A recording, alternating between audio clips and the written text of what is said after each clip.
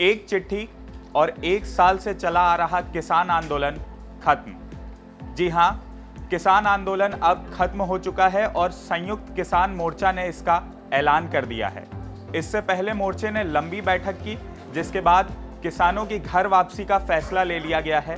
किसान नेता बलवीर राजेवाल ने बताया कि हम सरकार को झुका कर जा रहे हैं। उन्होंने कहा कि किसान 11 दिसंबर से घर लौटना शुरू कर देंगे।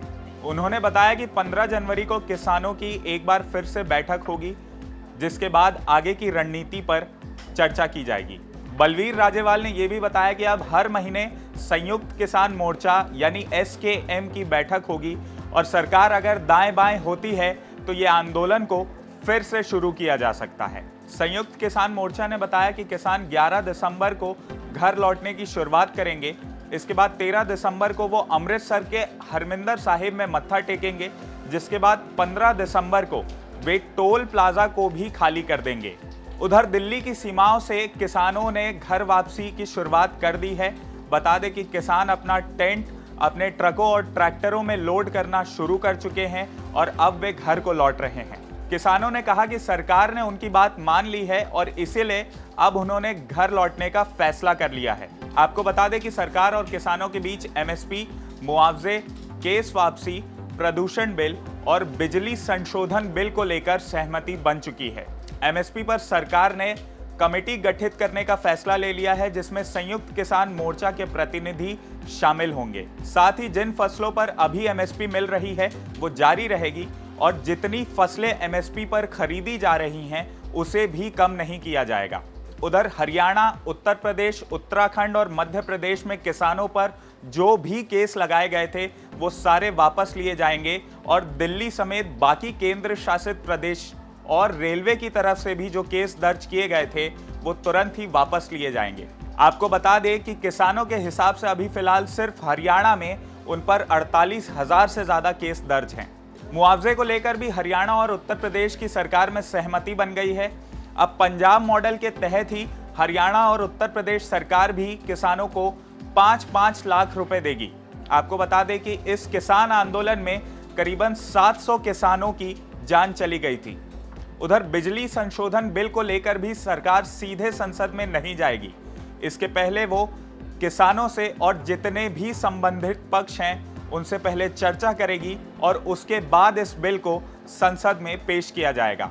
प्रदूषण कानून को लेकर भी किसानों को इसके सेक्शन 15 से आपत्ति थी। इसके तहत किसानों को कैद तो नहीं मगर जुर्माने का प्रावधान था, मगर अब सरकार इस सेक्शन 15 को हटाने के लिए भी मान गई है।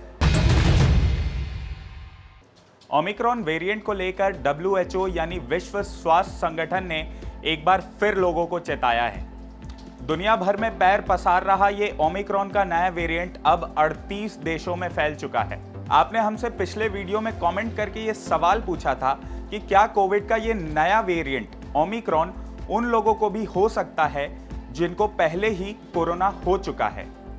WHO ने इस पर नई जानकारियां लोगों को दी है। WHO के शुरुआती डेटा के अनुसार कोविड का ये नया वेरिएंट ओमिक्रॉन उन लोगों को भी आसानी से अपनी गिरफ्त में ले रहा है जिन्हें पहले कोरोना हो चुका था। इसलिए अब आपको ज्यादा सावधानी बरतने की जरूरत है।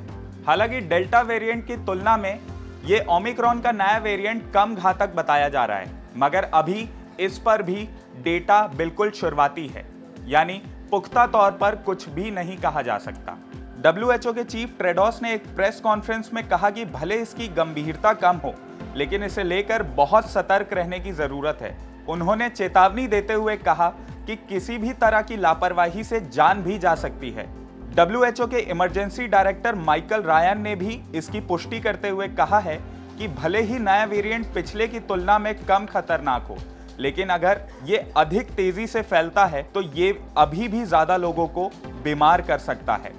ये हेल्थ सिस्टम पर बोझ डाल सकता है और ज्यादा लोगों की मौत हो सकती है। इसके साथ ही स्वीडन की द यूनिवर्सिटी ऑफ गॉथेनबर्ग ने भी एक नई स्टडी जारी की है। इनकी रिसर्च के मुताबिक वो लोग जो मोटे हैं या जिनका बॉडी मास इंडेक्स या BMI ज्यादा है, अगर उन्हें कोरोना होता है तो उनकी मौत का खतरा भी दोगुना हो जाता है। यूनिवर्सिटी ने अपनी रिसर्च में ऐसे 1500 लोगों को शामिल किया जिन्हें कोरोना की वजह से अस्पताल में भर्ती होना पड़ा था। रिसर्च के मुताबिक इन लोगों में जो लोग मोटे थे या जिनका BMI ज्यादा था, उन्हें ICU तक में भर्ती होने की नौबत आ गई। बॉडी मास इंडेक्स दरअसल आपके शरीर की लंबाई और वजन का रेशियो होता है, यानी यह आपको बताता है कि आपकी शरीर की लंबाई के हिसाब से आपका वजन कितना होना चाहिए और ये ज्यादा है या कम। WHO के मुताबिक अगर आपका बॉडी मास इंडेक्स 25 या इससे ज्यादा है तो आप ओवरवेट हैं, और अगर ये नंबर 30 या उससे ज्यादा होता है तो आप ओबेसिटी या मोटापे के शिकार हैं, और कोरोना होने की स्थिति में आपकी हालत गंभीर हो सकती है और इससे मौत का खतरा भी बढ़ जाता है। भारत में भी ओमिक्रॉन ने दस्तक दे दी है। अब ये हम पर निर्भर करता है कि हम सावधानी बरतकर इसे फैलने से रोकते हैं या लापरवाही बरतकर दोनों बाहें फैलाए इसका स्वागत करते हैं। 4 साल से टीम इंडिया की ODI टीम की कमान संभाल रहे विराट कोहली को BCCI को हटाने में 48 घंटे मात्र लगे। दरअसल पिछले T20 वर्ल्ड कप में भारत के शर्मनाक प्रदर्शन के बाद BCCI ने टीम में बड़े बदलाव किए। विराट कोहली ने पहले ही T20 वर्ल्ड कप की कप्तानी छोड़ने का ऐलान कर दिया था, मगर इसके बाद अब उनसे ODI टीम की कप्तानी भी छीन ली गई है। हम छीनना शब्द इसलिए इस्तेमाल कर रहे हैं क्योंकि विराट कोहली नहीं चाहते थे कि उनसे कप्तानी ली जाए।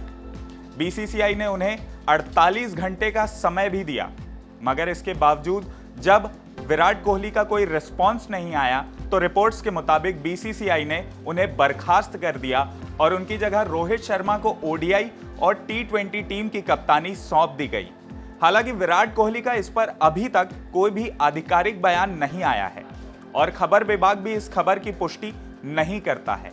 मगर बता दें कि कमेटी ने कप्तान बदलने का फैसला तभी कर लिया था जब टीम इंडिया वर्ल्ड कप के ग्रुप स्टेज से ही बाहर हो गई थी। हालांकि सिलेक्शन कमेटी तो विराट कोहली को एक सम्मानजनक विदाई देना चाहती थी, मगर कोहली को तो कुछ और ही मंजूर था। इसके बाद BCCI ने कोहली को बर्खास्त किया और कोहली को ये बात स्वीकार करनी पड़ी। अब विराट कोहली की ये कोशिश होगी कि वो बेहतर प्रदर्शन के दम पर एक बार फिर ODI टीम की वर्ल्ड कप में कप्तानी कर पाए। फिलहाल भारत के 2 कप्तान हैं। भारत के टेस्ट टीम के कप्तान विराट कोहली तो ODI और T20 टीम के कप्तान रोहित शर्मा होंगे। रोहित शर्मा हाल ही में हुई न्यूजीलैंड के खिलाफ T20 सीरीज में कप्तानी कर चुके हैं। ये सीरीज भारत ने 3-0 से जीती थी। अब देखना दिलचस्प होगा कि शर्मा जी का ये लड़का आगे कप्तानी में क्या कमाल दिखाता है। आज के लिए खबरों में इतना ही। बने रहें खबर बेबाक के साथ।